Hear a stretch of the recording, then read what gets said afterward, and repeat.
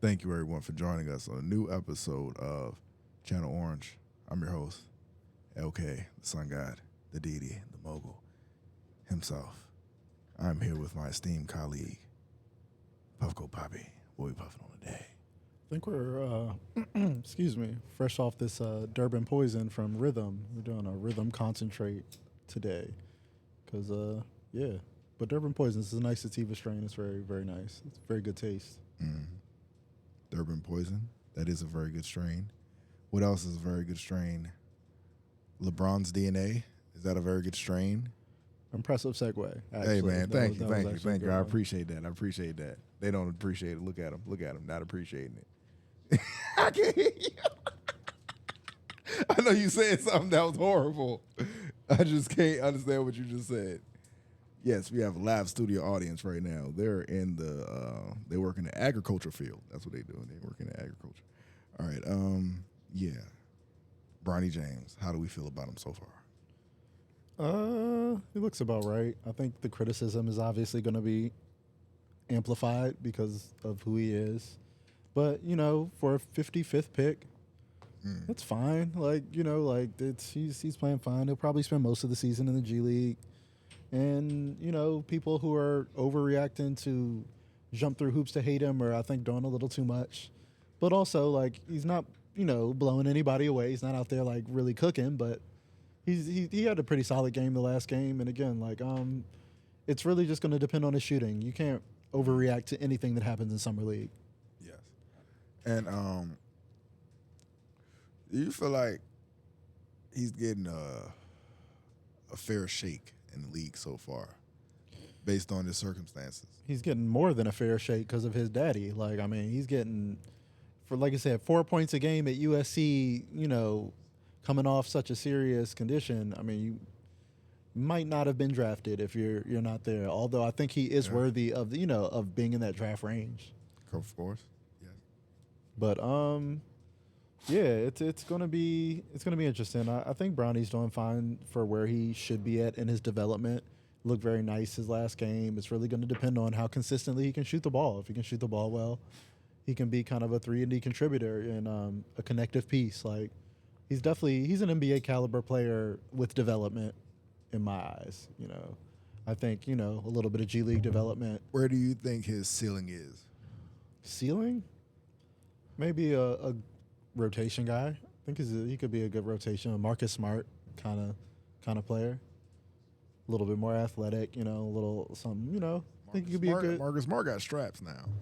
Brownie I think he has the potential to be a good defender. So Okay. that's what I'm saying. I don't think he's going to be your top tier option or a superstar or anything like that. But I think Brownie could be, a good rotation player. Okay. Solid contributor. So my man, he was telling me he was watching some summer league games, and he was like, a lot of players are trash. I'm like, look, it's summer league. First off, second off, you got to find out who to watch. So who are some players to watch in the summer league? Some rookie sensations. The two rookie sensations that have jumped off the screen immediately. One is going to be in Houston. The pick that I kind of wanted the Wizards to make, even though I understand they did what they did, but Cocaine Curry down there in Houston. That boy Reed Shepherd is hooping in Summer League. He is going crazy. He's still shooting it like the guard that was shooting over 50% from deep in college. Mm-hmm. He's sneaky athletic, I think, because he's white. It's just a stereotype that they're not as athletic. But Reed Shepherd has bounce. He had one of the top verticals. He has a high steal and block rate as well, and way more athletic than he looks like. Hitting people with hezzies, doing floaters, What position? playmaking. He's a point guard. Point. With a 50% type of jump shot right now, which is why they're calling him Cocaine Curry. So Really? great pick from Houston. He should be taking Van Fleet's job eventually. That's what I'm once that thinking, contract. man. Damn, he got a lot of niggas behind him that can play point now. They still have Amin Thompson there too, and they have a lot. I love Houston. They might have to cash in a couple of their young players for a veteran until when they feel like it's time to compete. Yeah, they got to Because make some decisions. They have too many young pieces. And Cam Whitmore too. Whitmore, Tari Eason. You've got Jabari. They got to figure out who's going to start there. Jalen Green is still on that team. You know, Alperen Sengun has been, you know, a big priority for them. So, like, they're going to have to decide who they want to build around. They're getting to that point. They've sucked for so many years. They've stacked lots of top talent. Yeah. So it's just like, now what do you want to do with it now? Like, what's the identity of the team going to be? Because, yeah, so that's what they got to figure out. But Reed Shepherd's going to be an excellent pick for them.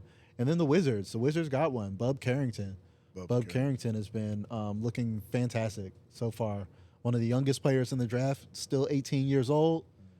He looks comfortable out there. He's had like 20-point games both times he's had there. He's shooting, you know, about 40% from deep. He's just looking like he was in college. That do-it-all guard, triple-double threat, grabbing rebounds, facilitating, taking tough shots, shooting off the catch, doing everything you would want a modern league guard to be. So I think the Wizards really did get a steal with Bub. I'm like, I know it's just summer league, but you can see for an 18-year-old to have that type of game and IQ and feel, that's a lot to be excited about. And they got Cool Bali too. Yeah, and I see why they traded Denny for this pick. They said that they had a late workout with Bub, and Bub blew them away. And they traded Denny right after that. And it was like, we need to trade up and get this kid. So now I see why. Now I kind of see the vision now. I see Bub must have cooked in that workout, and they saw the vision. And I think the Wizards finally have their lead guard of the future, you know, going forward. So now you've got potentially your lead guard of the future, like you just mentioned, your lead wing of the future in Bilal. And hopefully, after one of the worst, maybe the worst summer league game of all time, Alex Sarr. Alex Sarr, offensively, was it 0 for 17 that he went the other night? I believe he went 0 for 17. Yeah, I think it was. Rough night. To say the least. And I have been pretty vocal about being iffy on Sarr at the number 2 pick. He's great defensively, so you're consistent there. You need a rim protector. You need a switchable big who can defend. Great, but offensively, I never loved it. I just didn't see it there, but there is potential. So I see why you swing for Sarr at the pick. You trust your development, that you can develop a post game. He has some touch on the jumper, not that night, but you know, he has some potential to stretch it. But it's going to take a couple years to get maybe more than that for him to hone an offensive bag. But I see the vision of what they did with the draft. You don't want to get two small guards and Bub and Reed Shepherd. If you know you're going to target Bub in that late lottery, you go with Sarr. Sarr has probably the most potential of any big in the draft, and you bank on your player development because you know you're not going to be good the next few years. Who picked him? Wizards? Alex Sarr? Yeah. Yeah. Okay. So they had 2 picks? Yeah. They traded Denny to get back in the first round for Bub Carrington. They actually have 3 first-round picks because Kaishan George was also a first-round pick. He's a nice he looks pretty nice for a late first-round pick like that. He's a sharpshooter that has shown some playmaking potential, and he's also really young. So I like what they did. Go with just like, we're going to suck for the next few years. Let's get the young, high potential, high ceiling prospects. That's how you turn into the Thunder. You know what I'm saying? Exactly. Get some young players. You do it right. You got to be patient. Yeah, farm them, you know, little baby picks. How do you feel about Minnesota's pick? Rob Dillingham. and Terrence Shannon. They have 2 really, really gifted offensive players. I think it was genius for the way their team is now because that's what their team is lacking. Offensive outside of Anthony Edwards and the sketchiness of Cat, who's, you know, very gifted, but sometimes will disappear in games. He's a fucking cat. That's what he is. So what they needed was some scoring punch off their bench, and that's exactly what they got in the draft. I actually really love their draft, getting Rob Dillingham and then also getting Terrence Shannon, 2 of the more explosive scorers in the draft, especially Shannon. Has looked fantastic in preseason. Very almost reminds me a little bit of Cam Thomas. Just that Cam Thomas, just like offensive nuclear dynamite. And Rob Dillingham struggled a little bit in summer league, but I believe that he can still give you that juice as an energizer off your bench, a Lou Williams type. Okay. What other players are there to watch? Got to get a little connect, what's the other guy? Buzelis looks fantastic. He looks amazing. I was really high. He was number 2 on my big board. So like I said, I went down. I'm very vocal. I like Buzelis. I think he's going to be really good. The Bulls lucked out that he dropped to them and they needed something. Good Lord, the Bulls needed some hope, like some young hope. Yeah. So now nobody wants Zach LaVine. They tried to trade him. Yeah, it seems like they're struggling to move off of him. So at least I know people make out all the jokes, but Josh Giddey is a good pickup, even though he doesn't quite fit for their team right now. Going in the future, Josh Giddey's he's like 21. He's very, very young. He's very, very gifted and talented for his age. For all his deficiencies, Josh Giddey could just play point. Develop a jumper, and Josh Giddey's going to, he could do that within, and Josh Giddey's going to be a really, really good player. So he just doesn't fit on the Thunder right now on their timetable of like, we're the number 1 seed. We need to compete right now. We don't have a few years for you to develop a jumper, nigga. Like Exactly. Run us Caruso. And that's how we rocking right now. But the Thunder, their window is now because they're that good. And that's why they overspent on Hartenstein, and they traded for a 30-year-old Caruso, a younger player for a veteran player who's in his 30s, but still, it's like now we need some win now pieces. Yeah, that was the whole strategy, is to see how far they could get last year, and now it's like now we know what we need, and now we can target specifically. We need rebounds. We need a big man who is connective, who can work in our offense with Chet, but also rebounds. Hartenstein, like we can just overpay because we have tons of cap room. So. Give them $80 million, so the Knicks are just fucked. They can't compete with the offer sheet because they reunited the Villanova boys, and they're doing that. So, yeah, lots of good stuff from the rookies. You mentioned Dalton Connect. I think he's going to be a good piece for the Lakers. I think he's a rotation worthy kind of player since he's an older rookie coming in, and he's going to be good. Also, Dalton Connect can hoop. He can put the ball in the hoop. And he was a good value for where he fell to the Lakers. So I think that's going to work out. J.J. Redick's a perfect coach for him. So they'll be able to shoot it. Him and Reeves will be able to stretch things out. That'll be good. So, like, this rookie class, not as terrible as everyone made it out to be. There's going to be good rookies, like, in any class. Okay. Even Reece Sachet has looked decent for the Hawks. Oh, Reece Sachet, I forgot the actual number 1 pick that everyone forgets about. Damn. I gotta watch him play. Yeah, still, I gotta watch him play, man. He had a good game against the Wizards, against Sarr, and again, Sarr struggled a bit, but you see the defensive flashes. He's had some blocks, and I still worry about Sarr because he doesn't rebound as much as I like for a 7-footer, and also the shot selection has been goddamn horrendous, and I'm hoping it's summer league. You testing your range. You want to see, how comfortable he is shooting, but like, don't ever shoot those shots in a game, bro. Not yet. You're not there. Summer league. I ain't, not gonna overreact, but Sarr's development on offense looks a little rough. It looks a little rough, and I would like to see him be tougher on the boards as well. But again, he's got that elite rim protection and switchability that gives him immediate value and that makes him safe enough where, at worst, you get that. You get at least that. You might not get anybody who can get you 15 a game on offense, but at least you'll get somebody who puts a lid on the rim, which will at least give you some value in this draft where that's a safe pick. And he has room to develop, but rough outing for Sarr. He became the new Tony Snell meme. They got him. They got him. Yeah, the graphic can never go away. They got him. They got him. All right. So, speaking of rookies, we have a rookie Star Wars show that just ended. It just ended the season.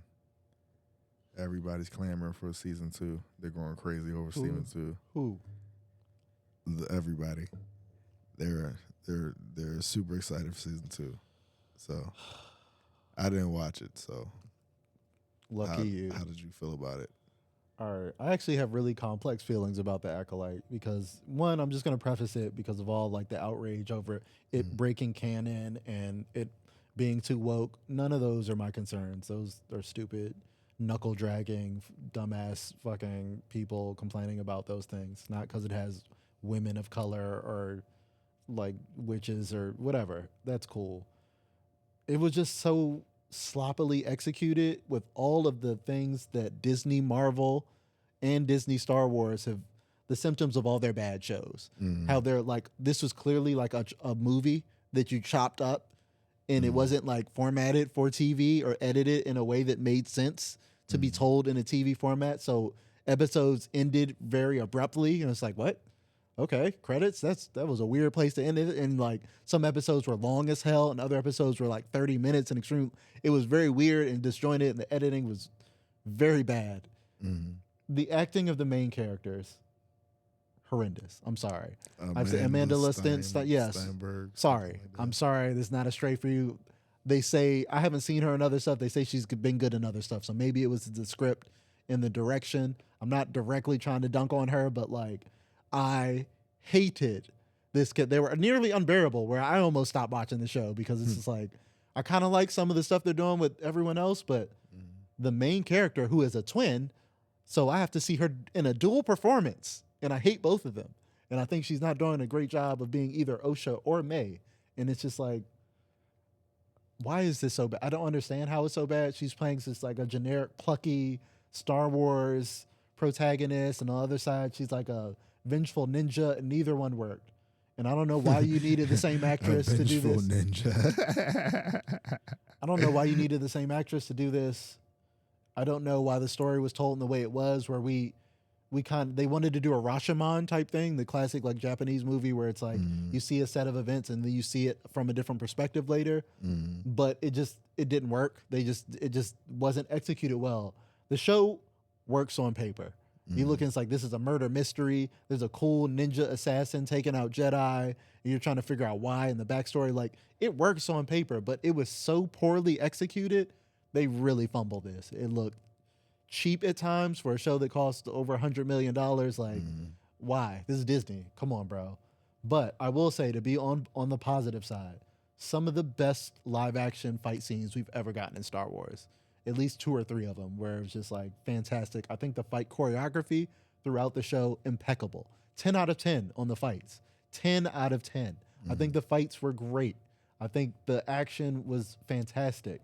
But it loses its value when the story around the action is not impactful and you don't really care about the people that are getting murked, or, you know, the stakes of things are happening. Just terrible story writing. And then some shameless cameos at the last episode. Like in the 11th hour. They're like, hey, you want to see a little bit of Yoda at the very end? You know what I'm saying? Like, Yoda was there? Yeah, they threw a Yoda. And then Dark Plagueis. The Dark Plagueis cameo. Oh, yeah, I heard about that. Why? Why was it used in the, like, it was so just like, hey, you want to give us a season 2? Here's the thing you wanted to see all this season, but we're not going to give you any of it. Here's just a little, he's just in a cave being creepy. Like, what the fuck is Dark Plagueis doing on this pit? Like, I mean, people theorize he would be a part of this show or he would be tied into this plot, but it just seemed like shameless cameo bait that Marvel, Disney, like, hey, you want to see the next thing? Yeah, give us some more money. Yeah, we'll do another season and like tease more stuff. Like, it just didn't feel satisfying. And I was waiting for Plagueis in the whole show. I wanted to be excited, but I was just like, is that it? That's it? That's all Plagueis we're gonna get for the season? And they also an awkward forced romance. I was just like, why are they just pushing the Sith and the main character? I don't know. It was almost like Kylo Ren and Rey again, where it's like, I didn't feel any chemistry for them, and now they're just like gonna fuck. Like, I don't understand what's going on. Why? Like, why? So this they call him Darth Bay or whatever, Darth Teeth or whatever.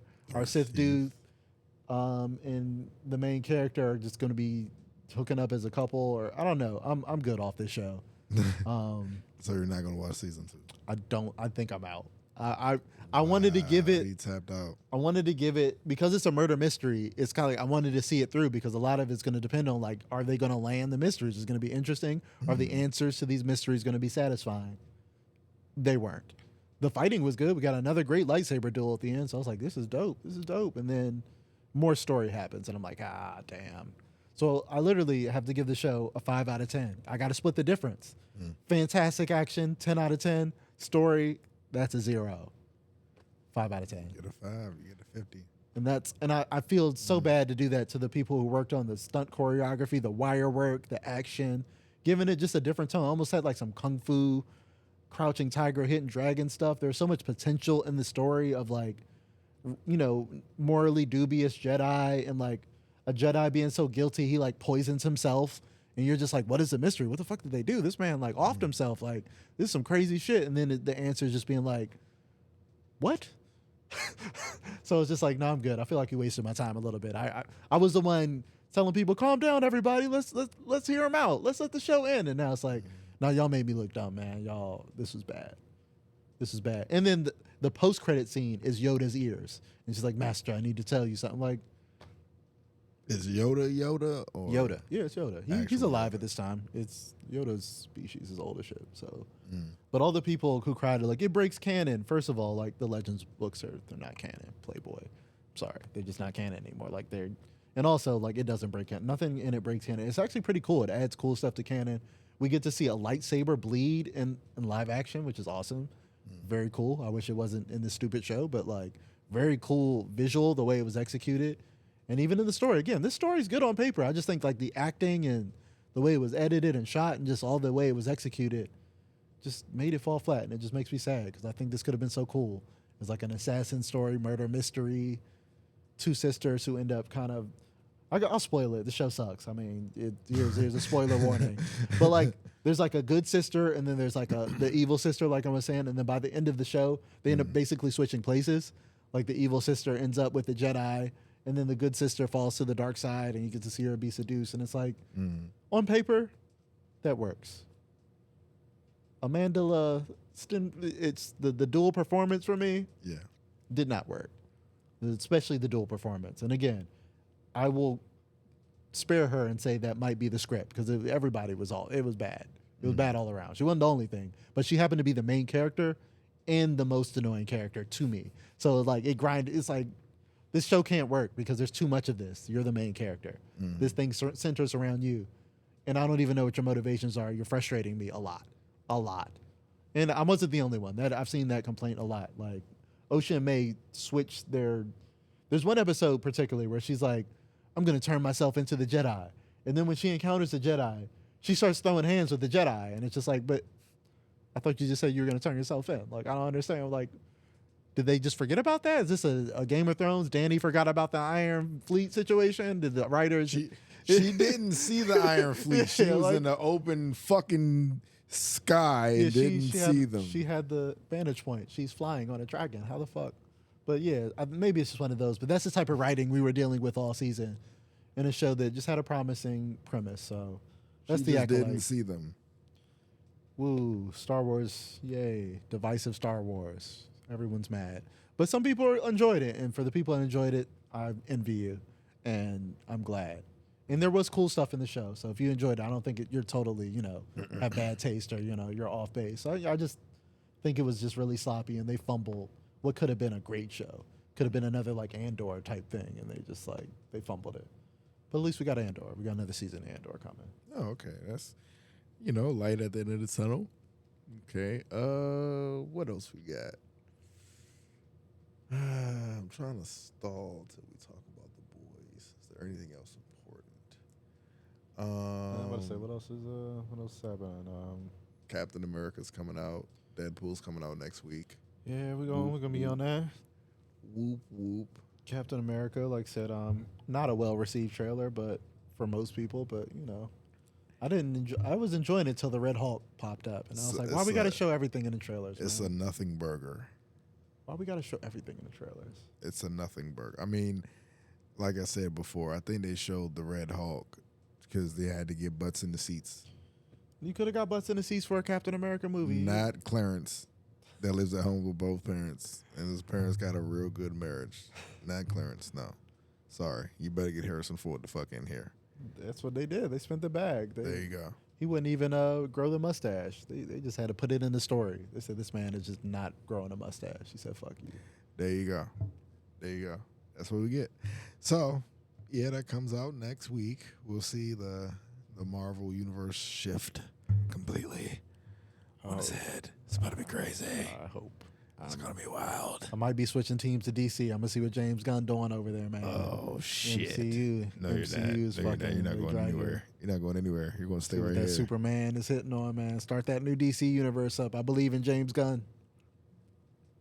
Believe in the vision. Marvel's lost the vision, man. They need some competition to get them right again. Get the juices flowing. Yeah, they need a Superman movie to cook. another Batman, and then they'll be like, all right, we need to get our shit together. But Marvel, they've taken their fans for granted. I think Marvel don't even give a fuck no more. But the best Marvel movies that we got were directed by the Russo brothers. That's great, and I And hope they're back on board apparently. I Supposedly. Hope. Yeah, let's hope, because it's rough. It's rough over there right now. They directed Infinity War. They directed Civil War. Can you imagine if X-Men '97 didn't come out? Like they'd be in the trenches. That shit kind of lifted their whole shit up, their morale for their whole studio. It'd be bad. Yeah, like it'd be bad. Like, come on, bro. Like, yeah. And the showrunner's not coming back, Bo DeMayo, so it might be bad again. Yeah, so we can't even rely on that. You know, I'm just saying. Might be bad time. It might be the end times. Yeah, nothing lasts forever, man. The Marvel Dynasty, man. Once we start getting Agatha Harkness shows, it's over, man. You washed. I think it's done. If this doesn't work, it might be the Dark Ages. We getting the Agatha Harkness spinoffs, man. It's over. That might be a good show. I think we're cooked. The fact that we're at Agatha Harkness, and like that's how far we're spinning out. Hey, they stopped coming out with Wonder Man. I wanted to see that. We're cooked. We're at Wonder Man. We're at Agatha Harkness and Wonder Man, bro. We're cooked. Hey, man. You better make a Spider-Man movie or something, bro. This crazy. Shit. I haven't heard anything about Spider-Man coming out. They didn't say shit. They better start making popular characters again. I don't know why they can't make a goddamn movie about vampires getting killed. They're taking a fucking 2 decades to work out a script to that. Mahershala Ali gonna be fucking 65 years old trying to play Blade. And it's a vampire movie at that, so it's like, we've done vampire movies before. What's the problem? They might, whatever. All right, main event time. The Boys. Season finale, season 4. Season finale, people have been saying they want long seasons back. Yeah, probably if it was the binge model, but no. No, it's cool. The Boys episodes are long, though. Like I said, they're not short episodes, so it's like, I'm good. Same thing with House of the Dragon. You can do 8 episodes if they're like an hour long, you know what I'm saying? Like, giving us 8 mini movies, like that suffices. Where would you like to begin? I don't know where you want to start. This is good. Again, just overall, like the Boys, one of the most consistent shows in quality. I think from season 1 to now, I think the Boys has just been so consistently good, and it needs to be commended for that consistency. I don't think it's been a bad season or even really a lackluster episode. I mean, I don't think not all the episodes are like great or blow you out the water, but like there's never been an episode of The Boys that I didn't enjoy just watching it at some level, or just have a laugh, or like enjoy the experience. So I think the show needs to be commended for its consistency and knowing when to end. Like the next season being the last season. That's the most important part. You got to know when to end. Not to spin its wheels too much, to give these characters like arcs and resolutions to their arcs. Don't turn into Prison Break. Yeah, so I think that's also clever. They know incorporating their spin-off shows like smartly into the show, so the Gen V doesn't just feel like extra bullshit material. It actually feels important. They're using the plot lines and characters from Gen V to be very important and integral in the plot. So I think The Boys is just, not to mention being maybe the best political satire show in TV. And I think it doesn't get enough credit for being a very, very smart show, even though it's disguised itself as a dumb show or just a gory, shock value show.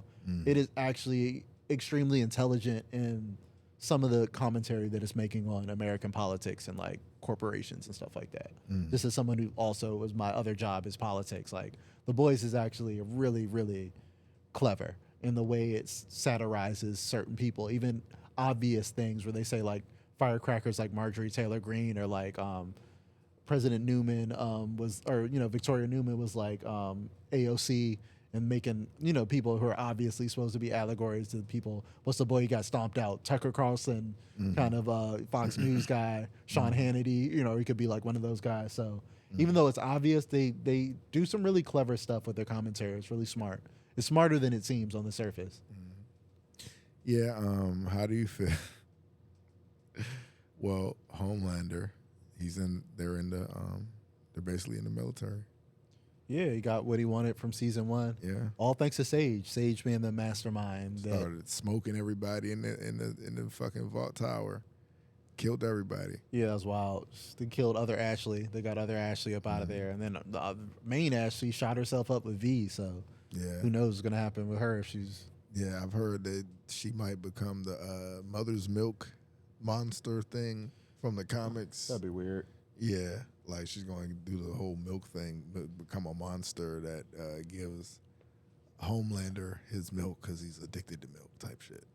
Hey, man. He's addicted to milk. I don't think the show has avoided some of the stupider stuff from the comics like that. They've avoided some of the dumber stuff because, like I said, I always go back like that comic's not good, bro. Like most people read it, be like, comic's fucking terrible. In my opinion, it's shocking and it is disgusting and it's creative in how shocking it can be. Like it's inventively shocking. Like that's crazy. Like you have to be a sick fuck to think of that. Like I'm impressed of how shocking the comic is. Not for nothing. I like the Deep's character arc. I know that's going to sound strange. The Deep is way more developed in the show than he is in the comic and more fleshed out as a character. Because before he was just bumbling, fumbling idiot, but now he's still those things, but he kind of is confident now. Yeah, he's relishing in and his he knows power. who he is, yeah. And he's just like realized like I don't have to be the joke. I'm stronger than. Yeah. I'm like one of the strongest heroes. I'm one of the top 5, maybe 3 now.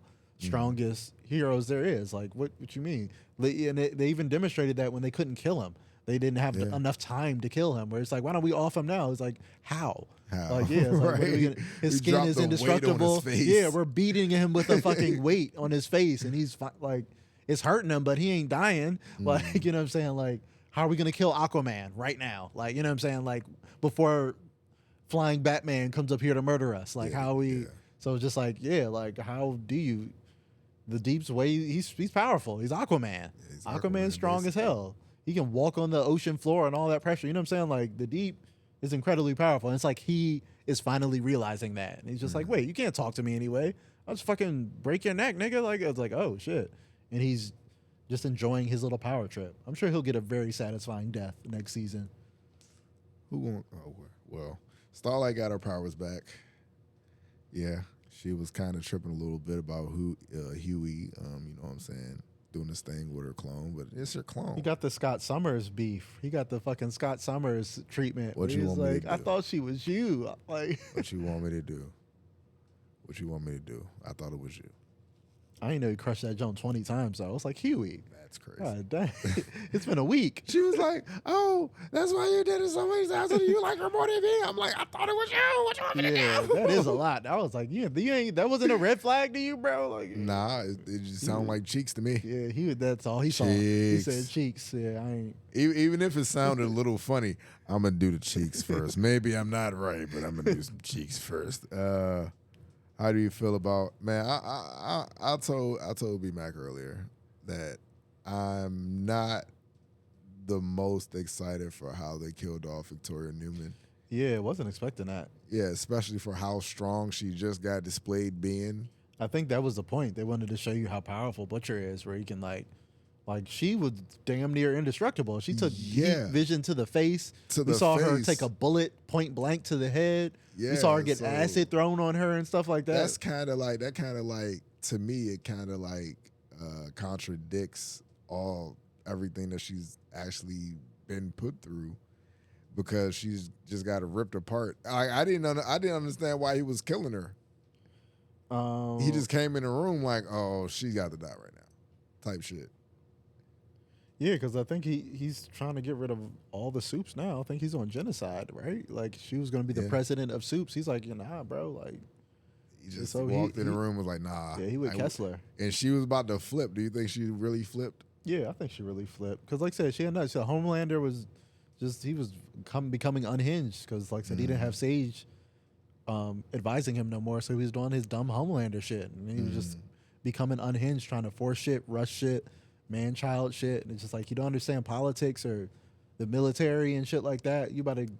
So she's like, yeah, he about to get me killed. Like, and that was her whole thing. It's like when Sage was advising him, he was at least doing smart shit. Like, but now he on his Homelander shit. Fuck that. He's too unhinged. You can't trust him. He's unpredictable. He's not thinking about no consequences of shit. He's too stupid. So it's like, yeah, dog. That's So I think she was genuine, but yeah, I think they wanted to display how powerful Butcher is when he fully goes dark. Got his little venom tendrils out and fucking just ripped her apart. But I do think that has been my main criticism of the show over all the seasons is they're very vague about the power levels of people and what their actual abilities are. You know, Because like it's not a fucking superhero show. They don't do anything. Yeah, they don't dive in. They don't do We a lot of don't fighting. know.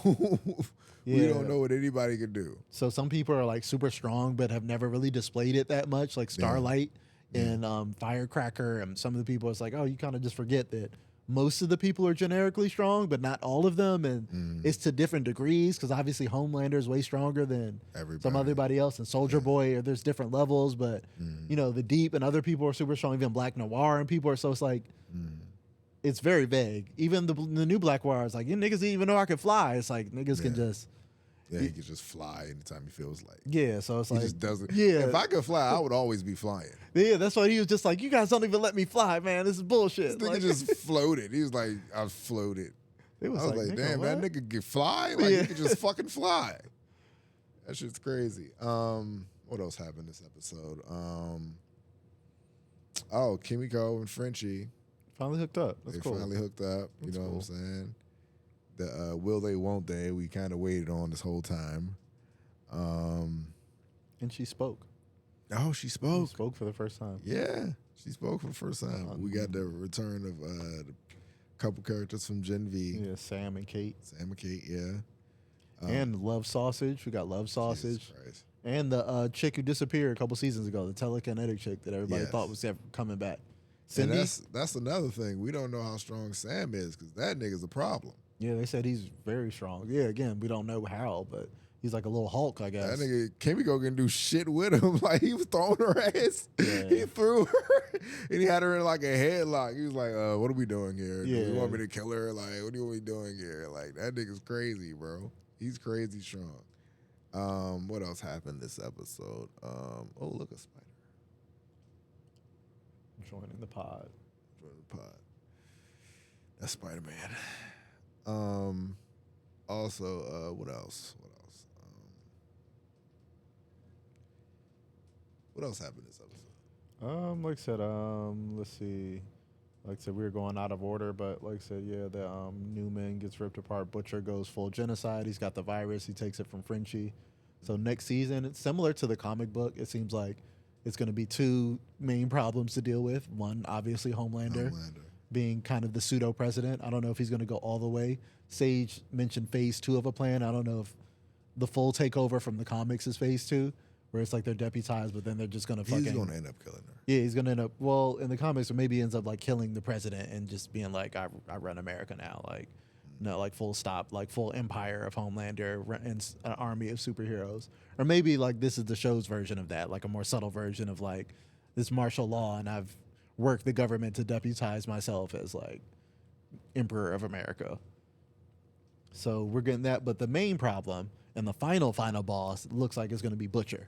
Yeah, Butcher is going to be the problem, and they're turning him into Comic Butcher, the irredeemable piece of shit, not the charming. Oh, he sucks, but he's always on our side. But like no, like he'll kill us. Like he'll kill all his friends. He doesn't give a fuck. He is nothing but a ball of hatred, and we need to stop him. And I think it's going to come similar to the comics, where it's going to come down to Huey.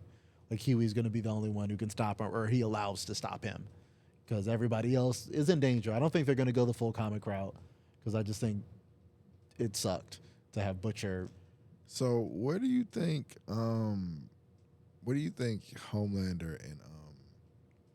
and Soldier Boy's relationship is right now? I don't know. It's going to be interesting. Yeah, he found Soldier Boy at the end of the episode, and I don't know if he's going to be trying to seek his approval, or is it just going to be, I don't know, maybe he's going to want to neutralize the threat, because Soldier Boy is one of the few heroes that can hurt him and damage him. So who knows? Or maybe he's got daddy issues, so I don't know how he's going to react to having access to and knowing the Soldier Boy's still alive. That's interesting. Yeah, I'm not sure about where they're going to go with that next season. Damn. Yeah.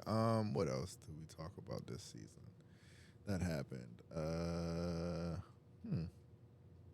this episode.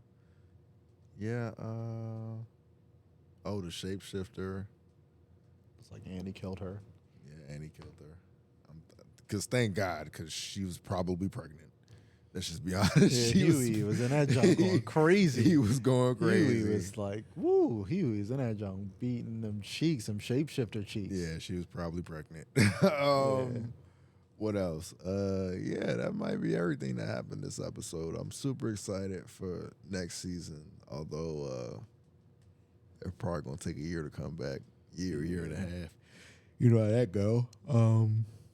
Yeah, what else? Yeah, that might be the whole episode. We broke it down. Mallory died. Finally. Mallory died. That was fucked up. Ryan. It looked like she was dead. Yeah, she's fucked. Yeah. Yeah, she's dead. Her neck was twisted inside out.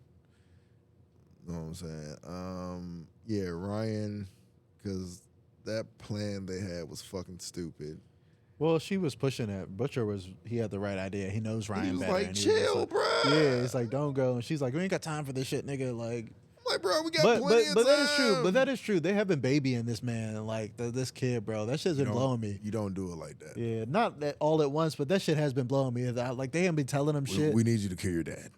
Yeah, you can't eat. Like, bro, just tell him he old was enough, like, bro. What? Kill my dad? He's still my fucking dad. What are you doing? You gonna do it like this? You try to lock me in his room? Oh wow. It's like he's only your dad because he raped your mom, bro. Like, but okay. He likes his father. He likes because he didn't know that information. Yeah. But now you have to kill him. Now you have to kill him right now. You go kill him right now. He's like, what? Yeah. What? This is a lot right now. Yeah, that was That's what I said. She was pushing it too much. Right? Yeah, he's like, I need you to murder your dad. These walls today. are thick. Why are these walls so goddamn thick? Oh, y'all not trying to let me leave. Yeah. Oh, what the fuck? I was like, come on, man. Y'all don't got to do it like that. Low key a prisoner, but not really. One side, your father who just burnt your fucking room down because you got a picture of your family. And the other side, they just lie to you all the time. You be like, hey, go kill your dad. Go kill your dad. Fuck therapy. Go kill your dad. Yeah. Go to therapy for the rest of your life. Go kill your dad. Somebody got to kill Homelander. And I think, shit. Do you think Homelander dies next season? It's got to. It's the last season. Somebody's got to kill him. Just probably Butcher or Ryan. Ryan. Okay. I can see Ryan doing it. We got long shot money on Firecracker. How? Poison breast milk. Put the virus in the breast milk. I Right? can see that. But I'm just trying to see the Soldier Boy angle. Like, Yeah, I don't know how he's going to factor into things, too. He could play a part because that nigga's strong as shit, too, himself. Like, yeah, and he got that. Just blow up. Yeah, just blow up and take niggas' powers away by just blowing up and shit. I wonder if that'll work on Homeland. Yeah, maybe that'll be how they kill him. They take his powers away and then they kill him. Yeah. But that seems to be today's episode, everybody. Thank you, everyone, for joining us on a new episode of Channel Orange. I've been your host, LK. I've been here with Puffco Poppy, C Jizzle, live from Liberty Sizzle. Tell somebody you love them. Gang.